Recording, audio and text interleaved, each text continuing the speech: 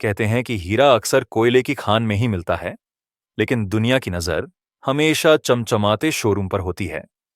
किसी ने सच ही कहा है कि काबिलियत की कोई वेशभूषा नहीं होती और सपने देखने के लिए किसी डिग्री की जरूरत नहीं होती।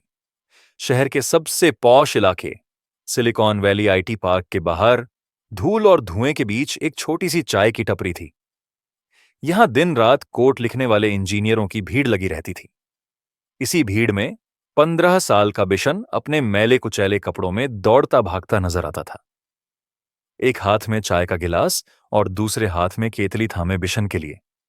यह दुनिया किसी अजूबे से कम नहीं थी। बिशन स्कूल नहीं गया था, उसे अंग्रेजी के बड़े बड़े उपन्यास पढ़ना नहीं आता था, लेकिन उसके पास एक दैवीय शक्ति थी। उसकी याददाश्त किसी सुपर कंप्यूटर से कम नहीं थी। जब वह साहब लोगों को चाय देने जाता तो उसकी नजरें उनके चेहरों पर नहीं बल्कि उनके लैपटॉप की स्क्रीन पर होती थीं। हरी, नीली और सफेद रंग की वो कोडिंग की लाइनें उसके लिए किसी संगीत की तरह थीं। वह बस एक बार किसी कोड को देख लेता तो वह उसके दिमाग में छप जाता था। वह अक्सर कचरे में फेंकी गई प्रोग्रामिंग की पुरानी किताबों को उठा लाता और रात को स्ट्रीट लाइट की रोशनी में उन अजीबोगरीब अक्षरों को समझने की कोशिश करता। उसके लिए कोडिंग कोई पढ़ाई नहीं, बल्कि एक खेल था जिसे वह बिना किसी को बताए चुपचाप खेल रहा था। उसी आईटी पार्क की सबसे ऊंची इमारत की 20वीं मंजिल पर नेक्सस डायनामिक्स का ऑफिस था। वहां का माहौल आज किसी युद्ध के मैदान जैसा था। कंपनी के मालिक समीर वर्मा अपने केबिन में सिर पकड़े बैठे थे। उनकी कंपनी का सबसे बड़ा प्रोजेक्ट फ्यूचर टेक अगले 24 घंटों में लॉन्च होने वाला था। लेकिन ऐन मौके पर सॉफ्टवेयर में एक ऐसा बग आ गया था जिसे उनकी 50 इंजीनियरों की टीम भी नहीं पकड़ पा रही थी। अगर यह प्रोजेक्ट फेल हुआ तो कंपनी दिवालिया हो जाएगी और सैकड़ों लोगों की नौकरी चली जाएगी। समीर पिछले 3 दिनों से सोए नहीं थे। उनकी आंखों के नीचे गहरे काले घेरे पड़ गए थे और हताशा उनके चेहरे पर साफ झलक रही थी। रात के 2 बज रहे थे। ऑफिस लगभग खाली हो चुका था। बस समीर अपनी कुर्सी पर बेसुध से पड़े थे। थकान इतनी ज्यादा थी कि कब उनकी आंख लग गई उन्हें पता ही नहीं चला। स्क्रीन पर एक लाल रंग का एरर मैसेज ब्लिंक कर रहा था, मानो वह कंपनी की बर्बादी की भविष्यवाणी कर रहा हो। सन्नाटा इतना गहरा था कि ऐसी की आवाज भी गूंज रही थी। तभी ऑफिस का कांच वाला दरवाजा धीरे से खुला। बिशन, जो अक्सर रात की शिफ्ट में काम करने वालों के लिए चाय लेकर आता था, दबे पांव अंदर आया। उसके हाथ में गर्मागर्म चाय का गिलास था। उसने देखा कि बड़े साहब गहरी नींद में हैं। वह वापस मुड़ने ही वाला था कि तभी उसकी नजर सामने रखे विशाल मॉनिटर पर पड़ी। वह लाल रंग की कोडिंग लाइनें उसकी आंखों में चुभने लगीं। बिशन के कदम ठिठक गए। उसका दिल जोर से धड़कने लगा। यह वही समस्या थी, बिल्कुल वैसी ही लॉजिक की गलती जिसे उसने पिछले हफ्ते कबाड़ी वाले से मिली एक एडवांस एल्गोरिदम की फटी हुई किताब में देखा था। उसका दिमाग उसे रोक रहा था कि यह अमीर लोगों की मशीन है, अगर कुछ गलत हुआ तो उसे जेल हो जाएगी। लेकिन उसका हुनर, उसका वो छिपा हुआ टैलेंट उसे उस कीबोर्ड की तरफ खींच रहा था। वह न चाहते हुए भी समीर की कुर्सी के पास गया और उस स्क्रीन को गौर से देखने लगा। बिशन के हाथ बुरी तरह कांप रहे थे। उसकी हथेलियां, जो दिन भर गर्म चाय के गिलास पकड़ने और बर्तन धोने से सख्त और खुरदुरी हो गई थीं, आज लाखों रुपए के उस नाजुक कीबोर्ड को छूने से डर रही थीं। लेकिन उसके दिमाग में वो कोडिंग के पैटर्न किसी पहेली के टुकड़ों की तरह अपने आप जुड़ रहे थे। उसने एक गहरी सांस ली, अपनी घबराहट को गले के नीचे उतारा और कीबोर्ड पर उंगलियां चलानी शुरू कर दीं। कमरे में सन्नाटा था। बस कीबोर्ड की कटकट की हल्की आवाज गूंज रही थी। समीर अभी भी गहरी नींद में थे, बेखबर कि उनकी तकदीर उस वक्त एक मामूली चाय वाले के हाथों में थी। बिशन ने वही लॉजिक टाइप किया जो उसने उस फटी हुई किताब में पढ़ा था। उसे नहीं पता था कि सिंटैक्स क्या होता है या कंपाइलर कैसे काम करता है। उसे बस इतना पता था कि यह कोड उस लाल रंग की गलती को ठीक कर सकता है। लगभग 10 मिनट की मशक्कत के बाद उसने डरते डरते एंटर का बटन दबाया। उसका दिल जोर जोर से धड़क रहा था। एक पल के लिए स्क्रीन काली हुई और फिर अचानक लाल रंग के एरर मैसेज गायब हो गए। उनकी जगह हरे रंग के अक्षरों में लिखा आया, सिस्टम रिस्टोर्ड। ऑन प्रश्न। यह देखते ही बिशन के चेहरे पर एक मासूम सी मुस्कान आ गई, लेकिन अगले ही पल एक अनजाना खौफ उस पर हावी हो गया। हे भगवान, मैंने क्या कर दिया? कहीं मैंने साहब का कंप्यूटर खराब तो नहीं कर दिया? गरीबी का डर सबसे बड़ा होता है। उसे लगा कि अगर साहब जाग गए और उसे यहां देख लिया तो उसे पुलिस के हवाले कर देंगे। उसे लगा कि उसने अमीर लोगों की चीजों से छेड़छाड़ करके कोई गुनाह कर दिया है। इसी घबराहट में वह चाय का गिलास टेबल के कोने पर ही भूल गया और उल्टे पांव ऑफिस से बाहर भाग निकला। भागते भागते उसका पुराना सिला हुआ बैग उसके कंधे से फिसल रहा था, लेकिन वह रुका नहीं। वह बस उस ऐसी वाले ऑफिस से दूर अपनी सुरक्षित दुनिया यानी सड़क की धूल में वापस जाना चाहता था। कुछ घंटों बाद सुबह की पहली किरण के साथ समीर की नींद टूटी। उनकी गर्दन अकड़ गई थी। जैसे ही उन्होंने आंखें खोली, उनकी नजर सबसे पहले सामने रखी स्क्रीन पर गई। उनका दिल बैठ गया था, यह सोचकर कि अब बर्बादी का सामना करना पड़ेगा। लेकिन जब उन्होंने स्क्रीन पर हरे रंग का सक्सेस मैसेज देखा तो उन्हें अपनी आंखों पर विश्वास नहीं हुआ। उन्होंने चश्मा उतारकर साफ किया और दोबारा देखा। सिस्टम न केवल चल रहा था, बल्कि पहले से भी ज्यादा तेज गति से काम कर रहा था। वह बग जो पिछले 1 महीने से उनकी टीम के लिए सिरदर्द बना हुआ था, पूरी तरह गायब हो चुका था। ये कैसे मुमकिन है? समीर बड़बड़ाए। उन्होंने तुरंत अपनी टेक्निकल टीम के हेड विकास को फोन लगाया। आधे घंटे के अंदर पूरी टीम ऑफिस में थी। हर कोई हैरान था।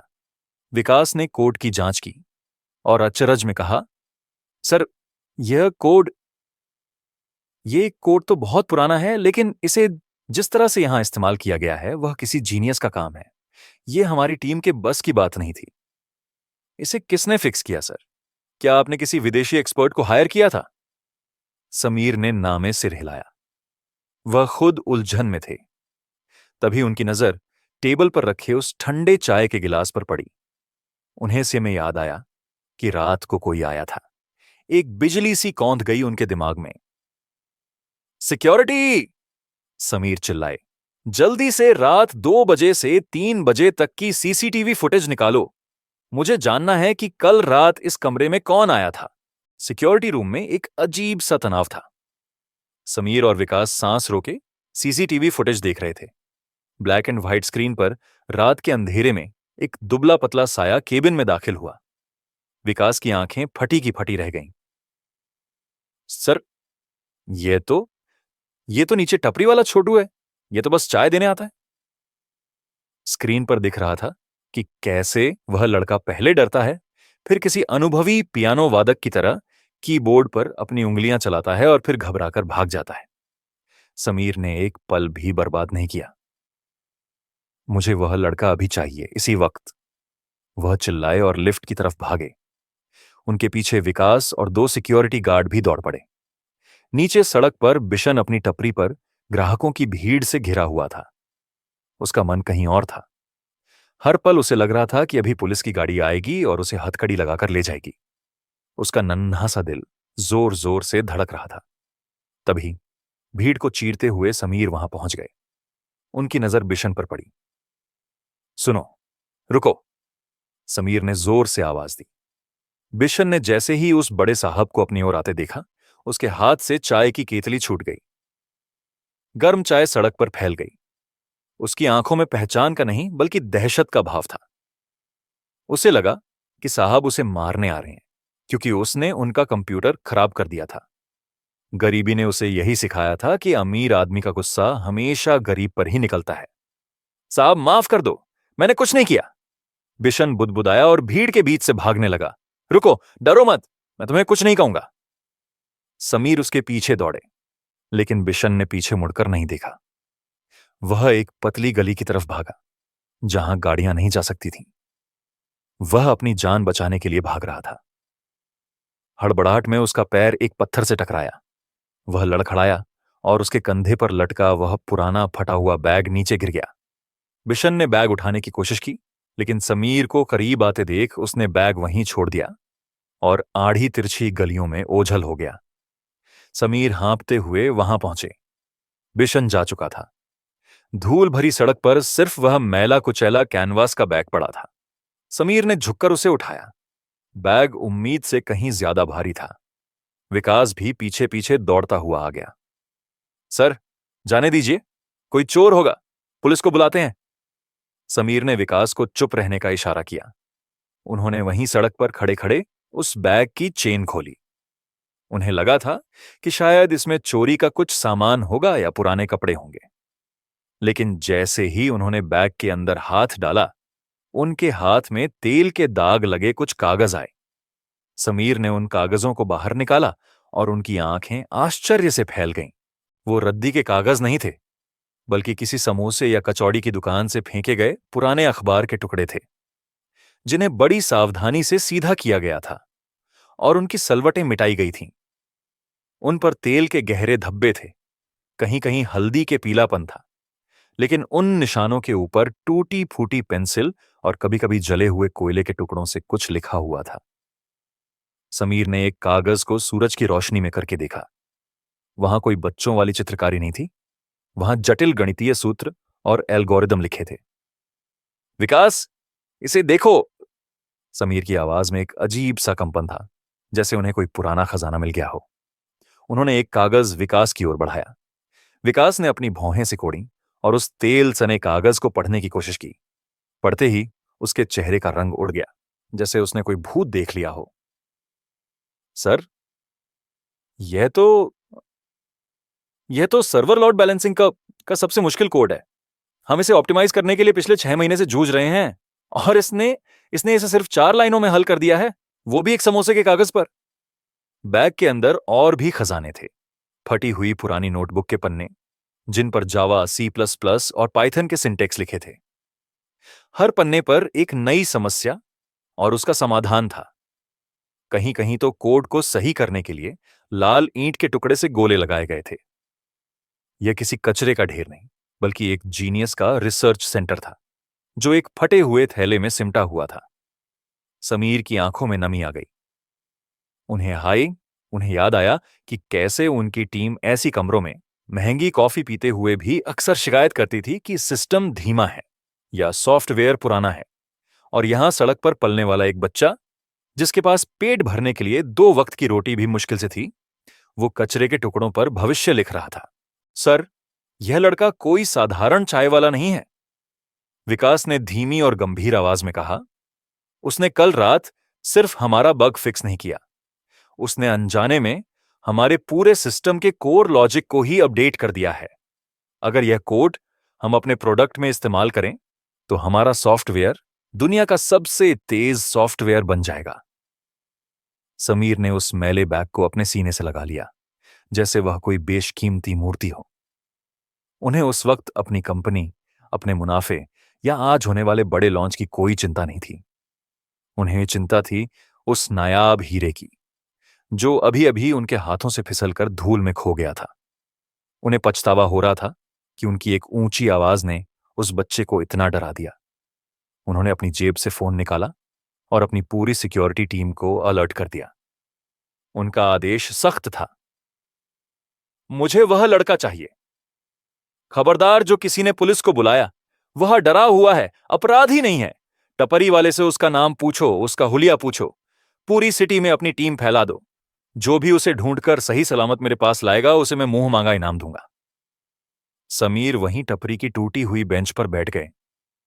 उन्होंने ठान लिया था कि जब तक वह नन्हा उस्ताद उन्हें वापस नहीं मिलता, वह अपनी एयर कंडीशन केबिन में कदम नहीं रखेंगे। सूरज अब सिर पर आ चुका था, लेकिन समीर वर्मा उस टूटी हुई बेंच से हिले तक नहीं थे। टपरी का मालिक, एक बुजुर्ग आदमी जिसे सब काका कहते थे, डरते डरते समीर के पास आया और हाथ जोड़कर बोला, साहब, वो अनाथ छोरा है, माँ बाप बचपन में ही गुजर गए। अगर उससे कोई गलती हो गई हो तो माफ कर दो, नादान है।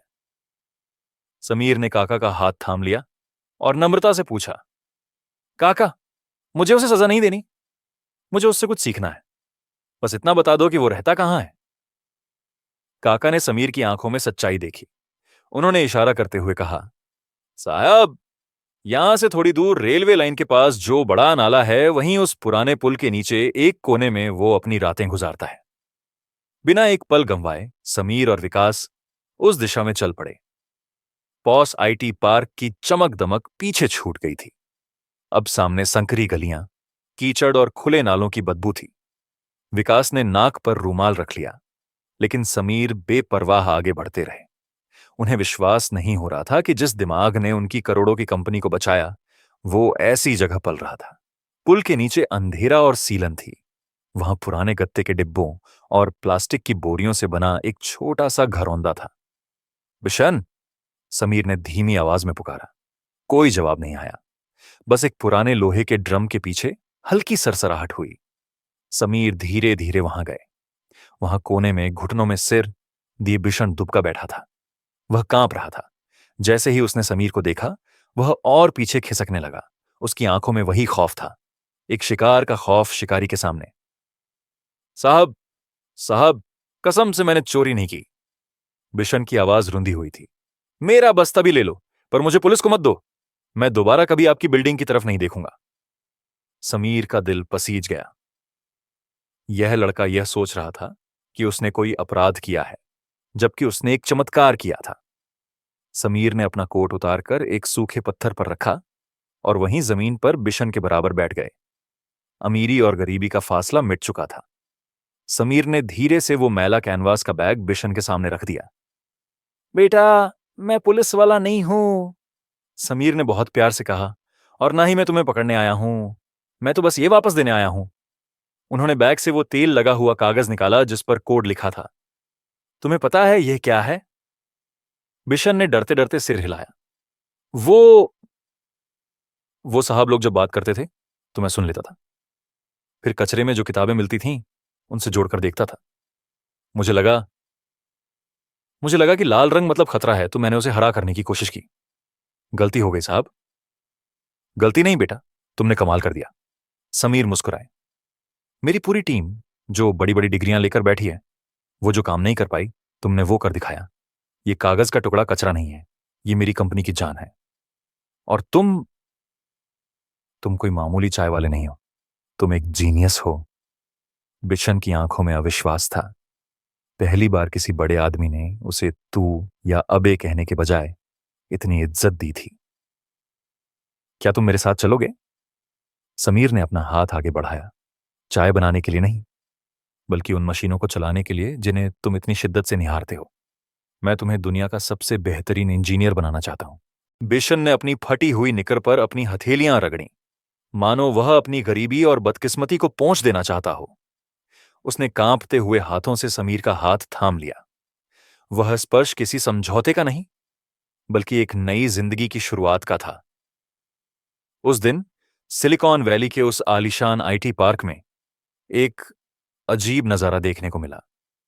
मर्सिडीज और बीएमडब्ल्यू से उतरने वाले सूट बूट वाले लोगों के बीच कंपनी का सीईओ एक मैले कुचैले बच्चे का हाथ थामे गर्व से मुख्य दरवाजे से अंदर जा रहा था। सिक्योरिटी गार्ड, जो कल तक बिशन को डंडा मारकर भगा देते थे, आज हैरान होकर सलामी ठोक रहे थे। लिफ्ट जब 20वीं मंजिल पर खुली तो पूरे ऑफिस में सन्नाटा छा गया।